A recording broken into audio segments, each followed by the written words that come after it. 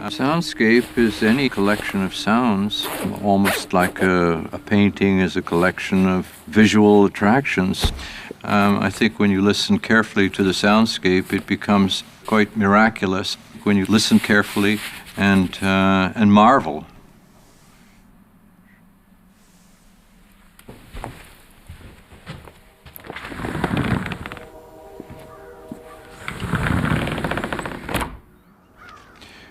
Well, we hear the train going off into the distance. We can hear some birds, of course. We can hear some traffic noise from Highway 7, quite distant.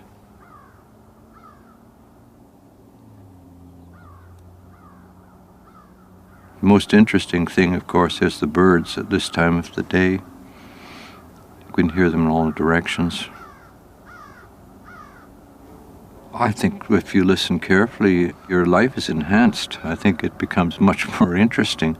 It's the same as looking carefully. If you can use your senses properly, and in art we try to get people to use their senses, to listen carefully, to look carefully at things, that enriches your life.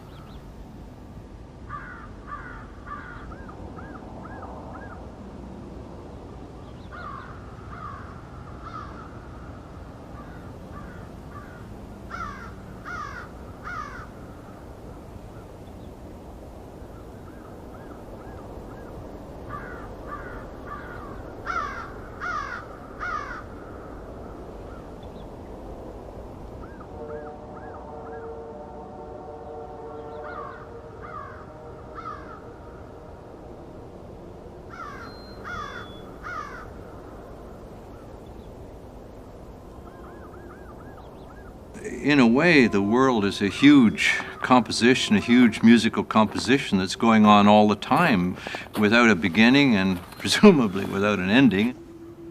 We are the composers of this huge, miraculous composition that's going on around us, and we can improve it or we can destroy it.